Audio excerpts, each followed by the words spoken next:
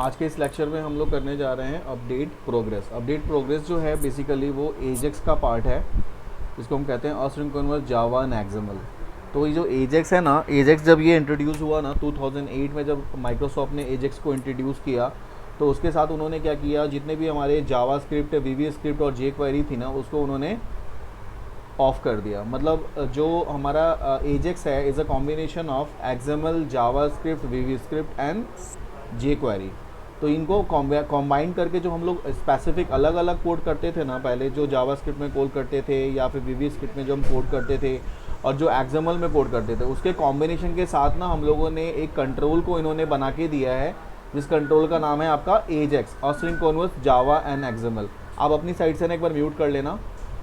तो ये एक कंट्रोल है जो कि हम जिसको कहते हैं asynchronous Java and XML. Asynchronous का मतलब ये होता है at run time you can invoke the method. Run time पे मतलब जैसे ही आपने इंस्टेंटली आप बटन पे क्लिक करते हो, इंस्टेंटली आपका जो है जो भी कोड सर्वर पे होता है वो इंस्टेंटली उस पर फायर हो, एग्जीक्यूशन हो, तो उसको हम कहते हैं असिंक्रोनस। तो यहाँ पे इस लेक्चर में देखो, ये एक मैं छोटा सा एक पैनल क्रिएट किया है। अब जैसे सपोज कर लो, अब एजेक्स का बेसिकली यूज़ क्या है, पहले तो इसका यूज़ देख लो। ये यहाँ पे आपका एजेक्स एक्सटेंशन दिख रहा है, आपको एजेक्स एक्सटेंशन है। एजेक्स एक्सटेंशन के अंदर में आपके पास में एक पॉइंटर है, एक स्क्रिप्ट मैनेजर है, स्क्रिप्ट मैनेजर प्रॉक्सी है, टाइमर है, एक अपडेट पैनल है और एक अपडेट प्रोग्रेस है।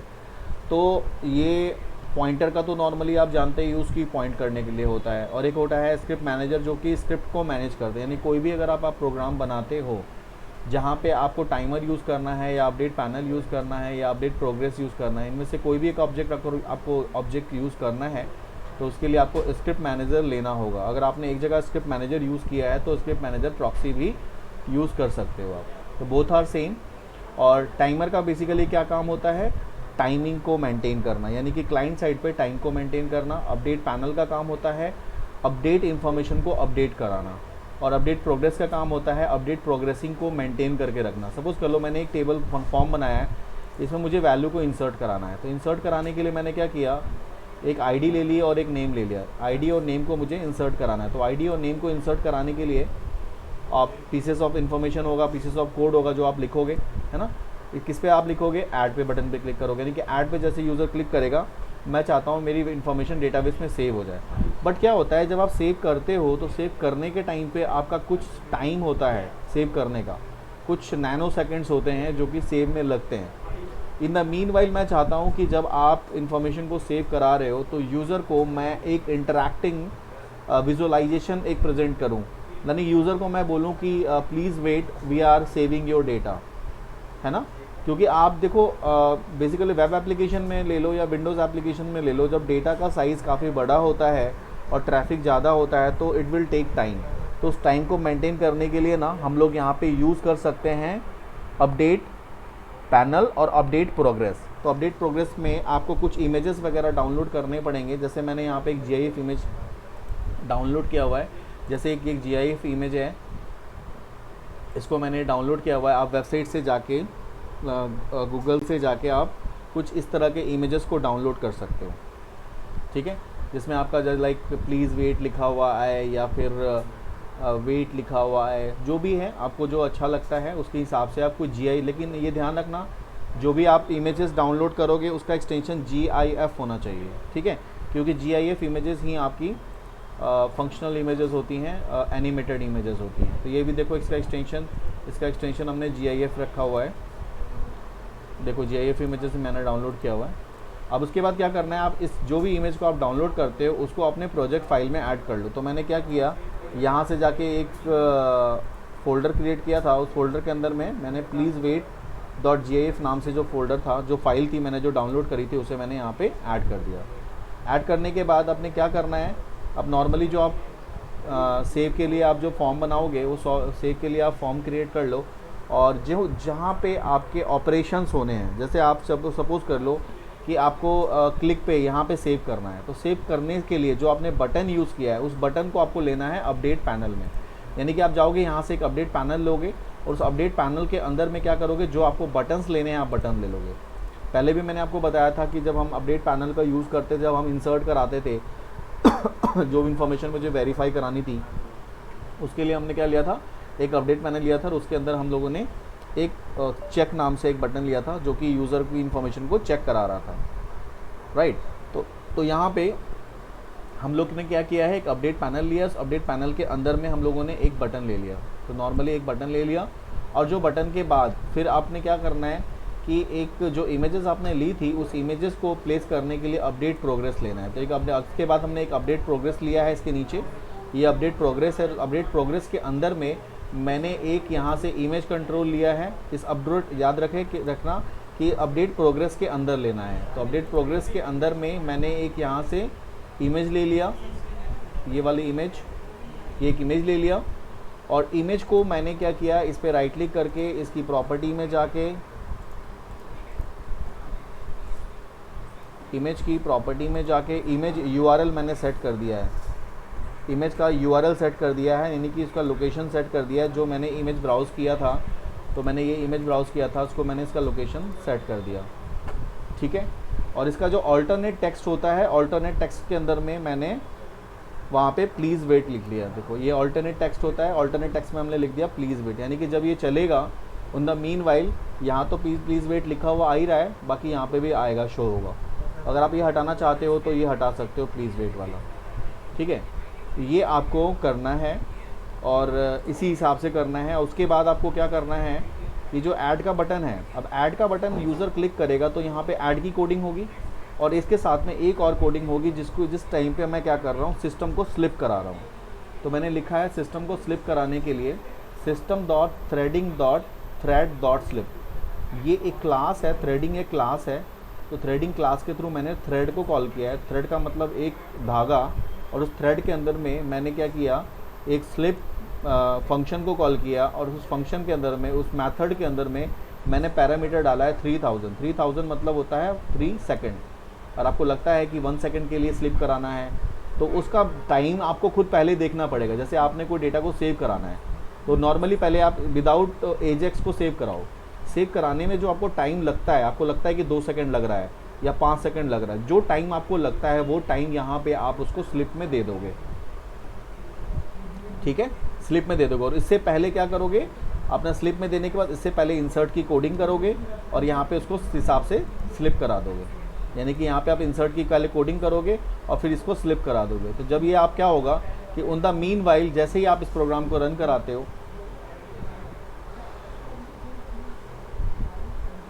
अभी तो मैंने यहाँ पे कोई इंसर्ट की कोडिंग नहीं करी है, मैंने तो बस ऐसे एग्जांपल दिखा रहा हूँ आपको मैं। आप वहाँ पे इंसर्ट की कोडिंग करना और इंसर्ट की कोडिंग के बाद वहाँ पे स्लिप करा देना उसको। तो ये 3000 सेकंड मतलब 3 सेकंड तक वो स्लिप में रहेगा। और इन द मीन वाइल जैसे जितने देर वो स्लिप में रहेगा उतनी देर आपको वो इमेज जो आपने ब्राउज़ किया हुआ है वो इमेज यूज़र को शो कराएगा। ये अपडेट वगैरह जैसे आप इमेज अपलोड करते हो उस टाइम पे भी आप यूज़ कर सकते हो, या कोई फ़ाइल आपकी डाउनलोड होनी है वहाँ से भी कर सकते हो। जैसे ये फ़ाइल है, इसके अंदर सपोज कर लो मैंने कोई डेटा को सेव करना है तो मैंने डेटा को डाल दिया। डालने के बाद जैसे मैंने ऐड पे क्लिक किया तो इन द मीन वाइल देखो ये जो मैंने GIF इमेज रखा है वो आया और वो डेटा सेव हो गया। डेटा सेव हुआ होते ही आपके पास में वो इन्फॉर्मेशन फ्लैश आउट हो गई, प्लीज़ वेट का ऑप्शन आ रहा है और उसके बाद सेव हो गया। यानी कि ये क्या हो रहा है, ये 3 सेकंड तक आपको होल्ड करा रहा है और इन द मीन वाइल आपका डेटा डेटाबेस में सेव हो जाता है, ठीक है। तो ये आपको करना है, ये थ्रेडिंग यूज़ करनी है। जितना आपको टाइम यूज़ करना है, जितना टाइम उसको सेव करने में लग रहा है वही टाइम आप यहाँ पे डालोगे। तो वो टाइम मेज़रमेंट आप कैसे करोगे, जब आप डेटा को रन कराओगे, रन कराते वक्त आप देखना जब आप इंसर्ट कराते हो तो उसको उस टाइम को आपको कैलकुलेट करना पड़ेगा कितना टाइम वो ले रहा है इंसर्ट के टाइम पे, और उसी टाइम से आपको यहाँ पे सेकंड में चेंज करना है। सर जैसे विंडो एप्लीकेशन में जो प्रोग्रेस बार होता है वो हॉरिजॉन्टली प्रोग्रेस करता है, वो अलग है, नहीं वो नहीं होगा, वो प्रोग्रेस बार कंट्रोल होता है। यहाँ पे प्रोग्रेस बार कंट्रोल नहीं है, ये कंट्रोल नहीं है। वो उस तरह से अगर आप तुम करना चाहते हो तो उस तरह की इमेजेस तुम्हें मिल जाएंगी नेट पे ना, उस तरह की इमेजेस मिल जाएंगी, आप इमेजेस को कॉल कर सकते हो। जैसे मान लो तुम्हारे पास कुछ इमेजेस हैं, मैंने प्रोग्रेस बार GIF इमेजेस, देखो ये इस तरह का तुमको दिख रहा है, ये प्रोग्रेस बार टाइप का इमेजेस है। ये इमेजेस, इस तरह के इमेजेस को तुम डाउनलोड कर सकते हो और उसकी जगह लगा सकते हो। दिख रहा है आपको ऐसे? मैं ये भी यूज़ कर सकता हूँ, मैं ये यूज़ कर सकता हूँ। मतलब आपकी इमेजेस होगी, आप इमेजेस को दिखा रहे हो और वो इस तरह से प्रोग्रेसिंग दिखाएगा, लेकिन आपको ध्यान रखना कि जो भी आप इमेजेस लोगे वो GIF होना चाहिए। अब देखो जैसे ये GIF नहीं है इसलिए रन नहीं कर रहा है, तो इस तरह की इमेजेस को डाउनलोड मत करना। ये भी GIF, हाँ ये GIF है, देखो ये चल रहा है इस तरह से ना, तो इस तरह की इमेजेस को तुम लगा सकते हो वहाँ पे। मैं इस पर राइट क्लिक करूँगा, इस पर सेव एज करूँगा, ये GIF देखो एक्सटेंशन आ रहा है, मैंने डेस्कटॉप पे सेव कर लिया और इस इमेज को मैं यहाँ से कॉपी करता हूँ और मैं अपने इमेज फोल्डर में मैंने इसको प्लेस कर दिया।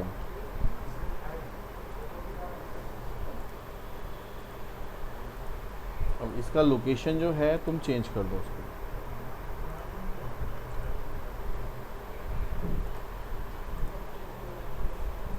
इसका साइज़ तुम्हें अपने हिसाब से चेंज करना पड़ेगा।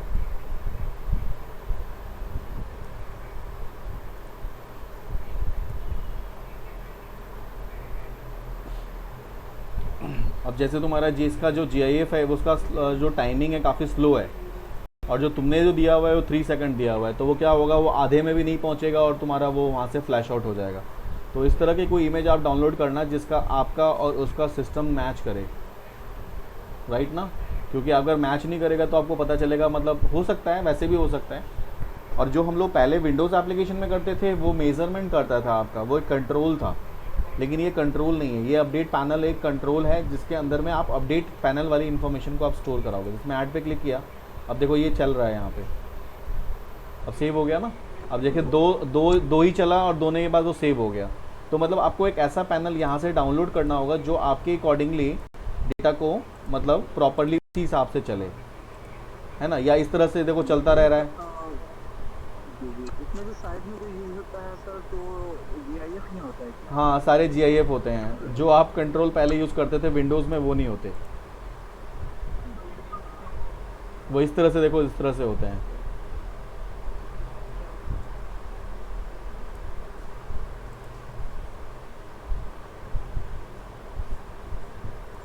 काफ़ी छोटे हैं, मतलब चल रहे हैं। कोई स्पीड अप वाले कोई मिल जाए तो मैं, जैसे ये देखो ये सही है ना, इसको हम लोग यूज़ कर सकते हैं।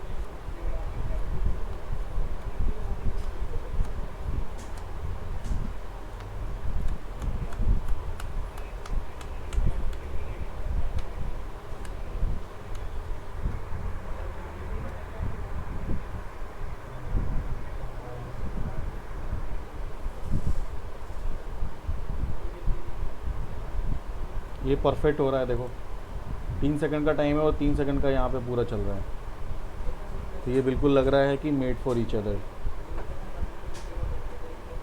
है ना। तो आपको उसी हिसाब से ना टाइमिंग को इंसर्ट करा के, जो आपको इंसर्शन में जो टाइम लग रहा है उस टाइम को आपको वहाँ पे स्लॉट में डालना पड़ेगा, क्योंकि जिस यहाँ पे एप्लीकेशन पे हम लोग काम कर रहे हैं ना वो आपका क्लाइंट वो डिस्कनेक्टेड आर्किटेक्चर है, इसको हम लोग कहते हैं डिस्कनेक्टेड आर्किटेक्चर। तो डिस्कनेक्टेड आर्किटेक्चर में जब भी हम किसी वैल्यू को इंसर्ट कराते हैं ना, तो वो सर्वर हो सकता है सर्वर में टाइम लगे, लेकिन एक हो सकता है कभी ज़्यादा भी टाइम लगे और कभी कम भी टाइम लगे। तो एक जो मिनिमम एवरेज टाइम होगा ना, उसको आपको कैलकुलेट करना होता है।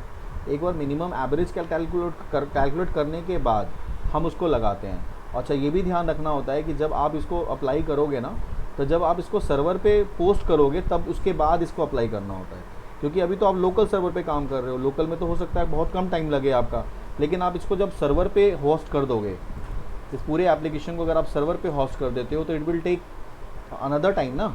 अभी जो आपको टाइम लग रहा है और वो जो टाइम लगेगा, दोनों में तो गैप होगा कुछ ना कुछ। हो सकता है ज़्यादा हो जाए, जल्दी हो जाए, या हो सकता है थोड़ा सा और कम लेट हो। तो उस केस में जो मेज़रमेंट टाइम आपका होता है ये वाला, ये टाइम आपको उसके अकॉर्डिंगली लगाना होता है जब आप डेटा को सर्वर पे अपलोड करते हो।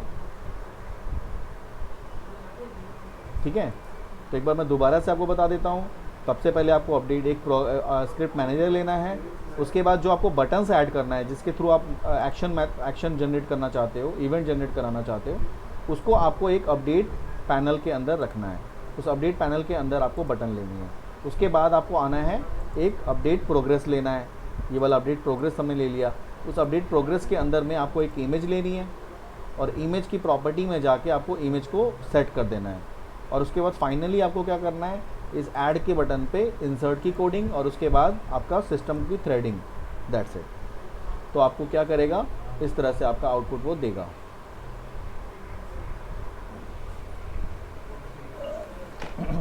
क्लियर है? Very good.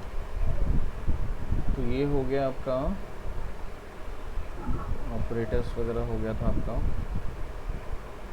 एक्सएमएल CSS, चलो इसके ना एक्सएमएल और CSS के मैंने कुछ आपको नोट्स टाइप का मैं आपको बना के ना फिर मैं आपको समझाता हूँ इसमें क्या होता है। और जो बेसिकली जावा स्क्रिप्ट और VB स्क्रिप्ट और jQuery है ना, ये तो अब यूज़ नहीं होते हैं, लेकिन इसके बारे में थ्योरेटिकल नॉलेज आपको होनी चाहिए कि ये होता क्या है। तो मैं आपको छोटा सा इंट्रो अभी दे देता हूँ, बाकी आपको मैं कल कराऊँगा। देखो, जावा स्क्रिप्ट और VB स्क्रिप्ट ये बेसिकली क्या है ना, both are scripting language. JavaScript और VB स्क्रिप्ट की अगर हम बात करते हो ना, तो ये दोनों जो है स्क्रिप्टिंग लैंग्वेज है। स्क्रिप्टिंग लैंग्वेज जानते हो क्या होता है?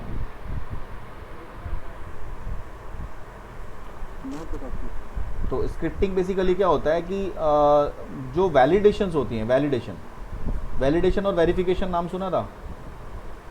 Validation and verification. तो वैलिडेशन कहाँ होता है? हाँ, और वेरिफिकेशन। तो वैलिडेशन और वेरिफिकेशन जो टर्म है ना, ये टर्म बेसिकली क्या होता है, वेब एप्लीकेशन में बहुत ज़्यादा यूज़ होते हैं। वैलिडेशन जो होता है वो क्लाइंट साइड पे यूज़ होता है। Validation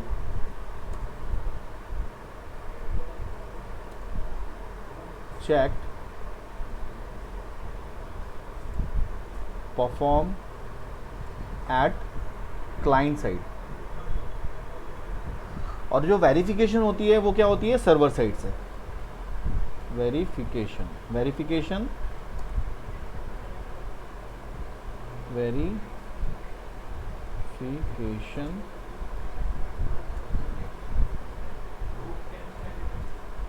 perform at server side. अब मेरे पास पेजेस कितने हैं? 2 है ना। एक मेरे पास क्लाइंट साइड पेज है और एक मेरे पास क्या है, सर्वर साइड पेज है। क्लाइंट साइड पेज पे मेरे पास जो पेज होता है उसको हमारा जो एक्सटेंशन होता है वो क्या होता है, .aspx है ना। और सर्वर साइड का जो पेज होता है उसका एक्सटेंशन जो होता है वो क्या होता है, .aspx.cs है ना। ये हमारे 2 पेजेस होते हैं, एक क्लाइंट साइड पेज पे और सर्वर साइड पेज पे। अब क्या होता है कि जब यूज़र कोई भी इंफॉर्मेशन क्लाइंट से एंटर कराता है, कोई भी इंफॉर्मेशन अगर क्लाइंट से वो एंटर कराता है तो वो कहाँ जाता है, सर्वर पे। और अगर यूज़र के पास कुछ जो इनपुट करा रहा है वो, और इनपुट के टाइम पे अगर कुछ एरर होता है तो वो क्या होगा, सर्वर के पास जाएगा। सर्वर क्या करेगा, रिवर्ट बैक करेगा, और वो क्या करेगा, इनवैलिड रिवर्ट बैक करेगा। यानी कि आपका जो सर्वर है वो आपके पास नहीं है, वो this is apart from you, बहुत दूर है कहीं पे। तो जब आप यहाँ से रिक्वेस्ट करते हो और वो सर्वर के पास जाता है, जाने के बाद वहाँ से रिटर्न आता है कि आपने आईडी जो है वो सही नहीं डाली है, आपने नेम के अंदर में कैरेक्टर की जगह पे नंबर डाल दिया है, या आपने जो ईमेल आईडी डाली है वो एक सही फॉर्मेट में नहीं डाली है, तो वो जो होता है बेसिकली वहाँ से जो एरर आएगा तो वो एक तरह से देखा जाए तो वेस्टेज ऑफ टाइम है, क्योंकि आप जो यहाँ तो आपने पूरे अच्छे तरीके से अपने अकॉर्डिंगली डेटा को फिट किया, लेकिन डेटा जब वहाँ से रिटर्न होके आया तो आपको पता चला कि आपने जो इन्फॉर्मेशन इनपुट कराई थी ना वो सही नहीं कराई थी। तो इस केस में क्या होता है कि जो आपकी जो डेटा है, आपका जो इन्फॉर्मेशन है, आपका जो टाइम है, वो सारी चीज़ें वेस्ट हो जाती हैं।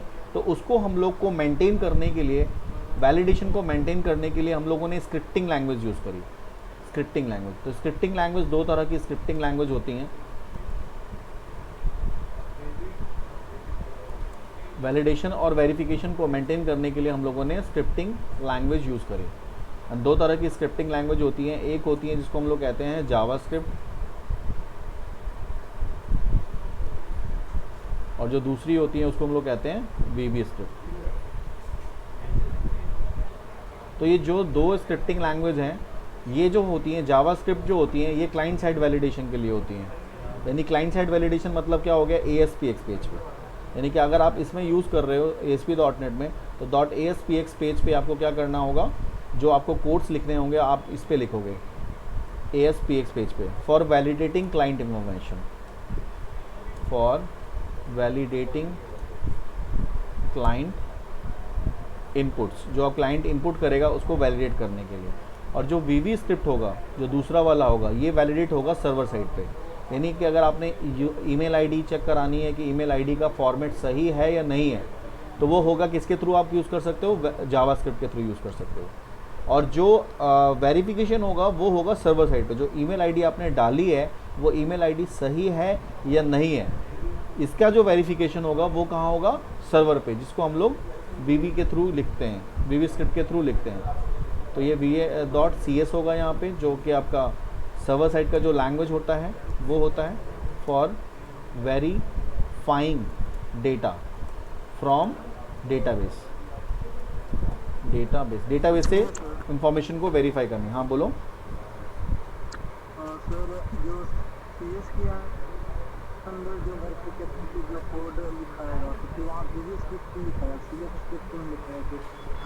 VB स्क्रिप्ट बेसिकली क्या होगा, कोड तुम्हारा CS के अंदर तो VB स्क्रिप्ट लिखा नहीं, तुम्हारा जो कोड होगा वो होगा क्लाइंट साइड पे ही, यानी कि क्लाइंट साइड पे ही कोडिंग होगा, लेकिन सर्वर साइड के मैकेनिज्म को, सर्वर साइड के मेथड को वैलिडेट करेगा। ये CS पेज का जो मेथड होगा उसको वैलिडेट करेगा ये। जैसे तुमने एक बटन पे कोडिंग करी इंसर्ट की, जो इंसर्ट की जो कोडिंग करोगे ना उसको तुम कॉल करोगे तुम अपने क्लाइंट साइड पेज पे।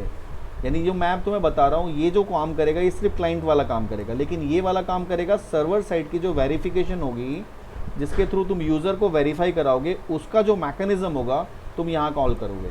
जब तुम यहाँ पे लिखते हो ना स्क्रिप्ट का नाम लिखते हो यहाँ पे, जब तुम यहाँ पे CS पेज पे आके आप स्क्रिप्ट लैंग्वेज जनरेट करते हो ना,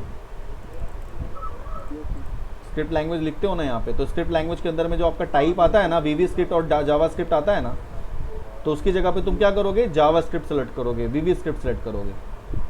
जब आप स्टाइल के अंदर में आप टाइप लिखते हो, टाइप इज इक्वल टू आप लिखते हो ना, यहाँ पे आप टेक्स्ट फाइल ले सकते हो, आप VB स्क्रिप्ट ले सकते हो, आप जावा स्क्रिप्ट ले सकते हो। तो ये आपको यहाँ पे इस तरह से स्क्रिप्ट को जनरेट करना होता है, और इसका जो टाइप होता है वो run at equals to server होता है। Run at equals to server का मतलब हो गया ये सर्वर साइड पे जाके इन्फॉर्मेशन को मेंटेन करेगा। देखो ये आ गया, तो ये जो कोड होगा जो तुम्हारे यहाँ पे अकरेंस होंगे, ये वाले जो तुम्हारे अकरेंस होंगे ये वाले, इसको तुम यहाँ से वहाँ से यहाँ कॉल कर सकते हो। यहाँ पे इसको तुम यहाँ पे कॉल करोगे, उसके हिसाब से इसकी जो इन्फॉर्मेशन होती है वो तुम्हारी यहाँ तक जाएगी। This is called server side, समझे? ये इसको हम लोग कहते हैं जावास्क्रिप्ट। तो हो गया कोड, तो कोड तो मैंने सर्वर साइड का लिखा है। अभी मैं तुम्हें एग्जांपल दिखा रहा हूँ, सर्वर तो मैंने सर्वर साइड का लिखा है, लेकिन उसको मैं कॉल कहाँ पर कर रहा हूँ, क्लाइंट साइड पे। तो दिस इज कॉल्ड जावास्क्रिप्ट और this is called VB script. इस तरह से हम लोग उसको मेंटेन करते हैं। तो ये स्क्रिप्टिंग लैंग्वेज के लिए यूज़ होता है, स्क्रिप्टिंग लैंग्वेज के थ्रू हम लोग इस तरह से काम करते हैं। तो मैं इसका कोड तो मैं एक बार यहाँ पे शेयर कर देता हूँ।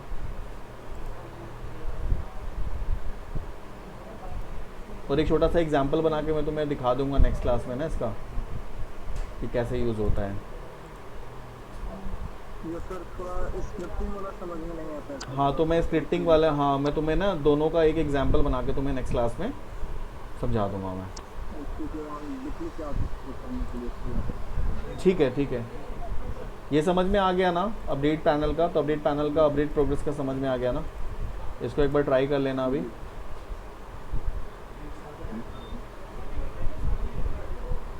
अभी तुम्हारा एक ना प्रोजेक्ट भी स्टार्ट कराना है मुझे, तो